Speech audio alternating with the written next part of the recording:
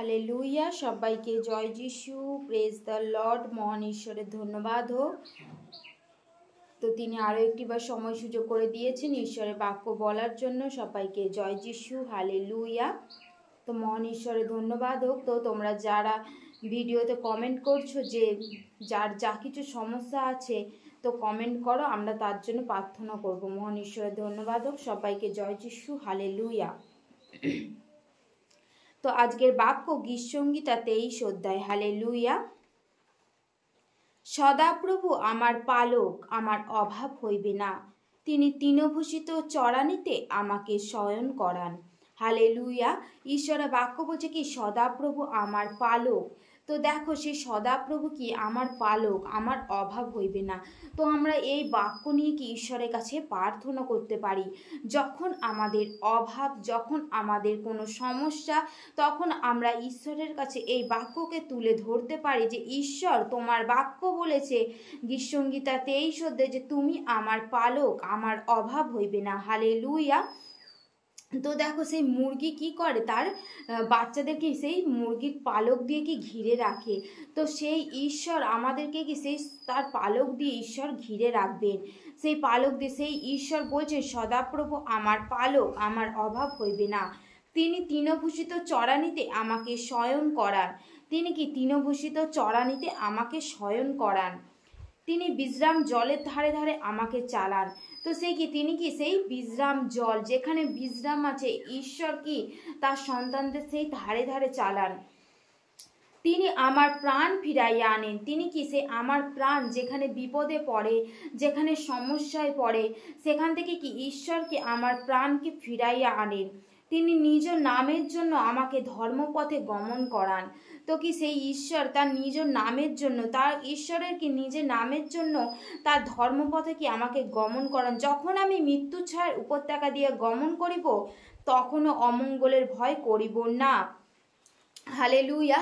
তো ঈশ্বরের বাক্য বলছে যখন আমি মৃত্যু ছায়ার উপত্যকার উপর দিয়ে গমন করিব, তখনও অমঙ্গলের ভয় করিব না। যখন আমি মৃত্যু ছায়ার উপর দিয়ে যাচ্ছি, যখন আমার সেই মৃত্যু কি আমার সামনে, অনেক সামনে চলে এসেছে, যখন আমি মৃত্যুকে অনেক কাছ থেকে দেখছি, অনেক সেই কি আমরা কি অনেকেই হয়তো কি এখন ইউটিউবেতে শুনেছি সেই পরম দাদা ভাইয়ের সাক্ষ্য, আমরা সবাই শুনেছি। কিন্তু সেই পরম দাদা ভাইয়ের সাক্ষ্য শুনে কতই আমার তো খুবই আনন্দ হয়েছিল সেই পরম দাদা ভাইয়ের সাক্ষ্য শুনে, যে তিনি কি মারা গিয়েছিলেন, তার কি বাড়িতে কি খবর দেওয়া হয়ে গিয়েছিল, কিন্তু ঈশ্বরের এই বাক্য জীবন্ত ও কার্যসাধক, কার্য করে দেখায়। তো ঈশ্বরের বাক্য মৃত্যু ছায়ার উপর থেকে গমন করে তখনও অমঙ্গলের ভয় করিবে না। তো কি সে কি ঈশ্বরকে কি একবারই ঈশ্বরের সম্বন্ধে শুনেছিল, কিন্তু কি তার কাছে যখন সেই দিদিভাই গিয়ে বলেছিল, সে কি একটু হলে হয়তো ঈশ্বরকে সেই মুহূর্তে যখন সে চারিদিকে তার দেয়ালে পিঠ থেকে গেছে, সে তো এবার মারাই যাবে, তার আর কোনো ঠিকানা নেই, তার আর কোনো কিছুই নেই, সে তখন কি করেছিল, সে তখন সে ঈশ্বরকে বিশ্বাস করেছিল যে হয়তো কেউ থাকতে পারে। তিনি কি ছিলেন, সেই ব্রাহ্মণ পরিবারের ছেলে ছিলেন। আমরা যদি সাক্ষ্যটা শুনে থাকি, তো অবশ্যই সাক্ষ্যটা শুনবো, যে আমাদের সাক্ষ্যটা শুনে গিয়ে সাক্ষ্য কি হয়, আমাদের জীবনে কার্য করে তুলে। যখন আমরা সেই দাদা ভাইয়ের সাক্ষ্য শুনি, তো তখন কি মনে হয় যে আমাদের জীবনে এরকম অলৌকিক কার্য হতে পারে, হয়। তো সেরকমই কি সাক্ষ্য শুনে আমরা কি আরও তেজি হয়ে উঠি। যখন আমরা দুর্বল, তখন আমরা ঈশ্বরের বাক্যতে শক্তি পাই, ঈশ্বরের সাক্ষীতে শক্তি পাই। তো সেই দাদাভাই কি করেছিল, যে যখন বিশ্বাস করেছিল তিনি কি মৃত হয়ে গিয়েছিলেন, তারপরে কি তার মধ্যে কি সেই ডেড বডি কি 6 ঘন্টা পড়েও ছিল, কিন্তু তারপরে কি ডাক্তারও সেই অলৌকিক কার্য দেখলো, ডাক্তারও কি অবাক হয়ে গেল সেই দাদাভাইয়ের কার্য দেখে, এই মৃত থেকে জীবিত হওয়া দেখে, যে এটা কীভাবে সম্ভব, সে কে পারে, একমাত্র সে ঈশ্বর পারে। সেই জন্য ঈশ্বরের বাক্য বলছে কি, যে তখনও তোমরা অমঙ্গলের ভয় করিবে না, তখনও তোমরা কোনো মতেই ভয় করিবে না, কেননা তুমি আমার সঙ্গে সঙ্গে আছো, তোমার পাজনি ও তোমার যষ্টি আমাকে সান্ত্বনা করে। বলছে কি তুমি আমার সঙ্গে সঙ্গে আছো, কে আছে, সেই ঈশ্বর। বলছে তখনও কি অমঙ্গলের ভয় করিবে না, তোমার পাজনি, ঈশ্বরের সেই পাজনি ও যষ্টি কি করে, আমাদেরকে সান্ত্বনা করে। আমাদেরকে সান্ত্বনা করে। আর কি করে সেই শত্রুগণের সাক্ষাতে আমার সম্মুখে মেজ সাজাইয়া থাকে। সেই শত্রুগণের সাক্ষাতে কি সেই শত্রুগণ ভাবলো এই বুঝি সব শেষ। সেই শত্রু ঈশ্বর। আমাদের শত্রুতা কার সাথে? সেই জগতের মানুষের সাথে। যদি জগতের মানুষের সাথে সেই শত্রুতা হতো তবে কি ঈশ্বর বলতেন যে তুমি প্রেম করো? আমাদের শত্রুতা সেই অন্ধকারের শক্তির সাথে, কারণ সর্বদা অন্ধকারের শক্তি আমাদেরকে গ্রাস করবার চেষ্টা করছে। কোনো মানুষের সাথে আমাদের শত্রুতা নেই, কারণ ঈশ্বরের বাক্য বলছেন যে শয়তান কি সূঁচের ছিদ্র খুঁজছে, গর্জনকারী সিংহের ন্যায় কাকে গ্রাস করবে তাহার অন্বেষণ করিয়া বেড়াইতেছে। হালেলুয়া। সেই অন্ধকারের শক্তির সাথে কি আমাদের সেই শত্রুতা, কোনো মানুষের সাথে নয়।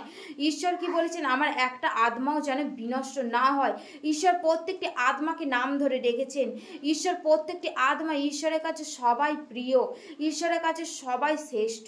তো ঈশ্বরের কাছে কি সেই সেই আমরা বাক্য শুনেছি যে 100টা মেষের মধ্যে কি একটা মেষ যখন হারিয়ে গেছিল তখন ঈশ্বর সে একটা মেষের পেছনেই চিন্তিত হয়েছিল। তো আমরা হলে কি ভাবতাম যে একটা মেষ হারিয়ে গেছে তো যাকে, আমার তো 99টা মেষ আছে। কিন্তু ঈশ্বর কি সেইটা ভেবেছিল? ঈশ্বরের দৃষ্টিতে কি ঈশ্বরের সকল সন্তানই কি সমান। তো সেই জন্য ঈশ্বরের বাক্য বলছে যে তোমার কি শত্রুগণের সাক্ষাতে ঈশ্বর সেই শয়তানের সামনে শয়তান ভাববে কি সব শেষ। শয়তান কি সেই ইয়োবের জীবনে ভেবেছিল কি সব শেষ করে দিয়েছিল। আগে কি ঈশ্বরের কাছে আজ্ঞা চেয়েছিল যে আমি ওর জীবনে এই কাজ করতে চাই। ঈশ্বর আজ্ঞা দিয়েছিল বলে কি শয়তান সুযোগ পেয়েছিল। শয়তান কি সেই তার জীবনে প্রবেশ করতে পেরেছিল। তো সেই জন্য তো ঈশ্বরের বাক্য বলছে যে শয়তানের সাথে আমাদের শত্রুতা। সেই তুমি আমার মস্তক তৈলে সিক্ত করিয়াছ, কেবল পানপাত্র উদলিয়া পড়িতেছে। কেবল মঙ্গল ও দয়ায় আমার জীবনের সমুদয় দিন আমার অনুচর হইবে, আর আমি সদাপ্রভুর গৃহে চিরদিন বসতি করিব। হালেলুয়া। ঈশ্বর সদাপ্রভুর গৃহে আমি কি চিরদিন বসতি করিব। মহান ঈশ্বরের ধন্যবাদ হোক। তো তিনি কি আমাদের সর্বদা সমস্ত কিছু বিপদ থেকে কি তিনি আমাদের রক্ষা করবেন। শয়তান ভাবলো এই বুঝি সব, ইয়োবের জীবনে কি সব কিছু কেড়ে নিয়েছিল। কিন্তু তো তারপরে কি করেছিল? সেই ইয়োবের স্ত্রী কি বলেছিল যে তুমি এবার প্রাণ ত্যাগ করো, তোমার ঈশ্বরকে জলাঞ্জলি দিয়ে তুমি প্রাণ ত্যাগ করো। কিন্তু কি ইয়োব কি সেই কাজ করেছিল? ইয়োব কি পাপ করেনি। ইয়োব কি সেই তার মুখ হইতে জিহ্বা হইতেও কি পাপ করেনি। ইয়োব ভেবেছিল যে না, ভয় নয়, ঈশ্বর আমার সঙ্গে আছে। তো আমরাও কি যেন সর্বদাই ভাবি যে ঈশ্বর আমাদের সঙ্গে আছে। ভয়কে আমাদের কি সেই জয় করতে হবে, কারণ ভয়ের শক্তি ঈশ্বর আমাদের সঙ্গে আছে। হালেলুয়া। মহান ঈশ্বরের ধন্যবাদ হোক সবাইকে। জয় যিশু।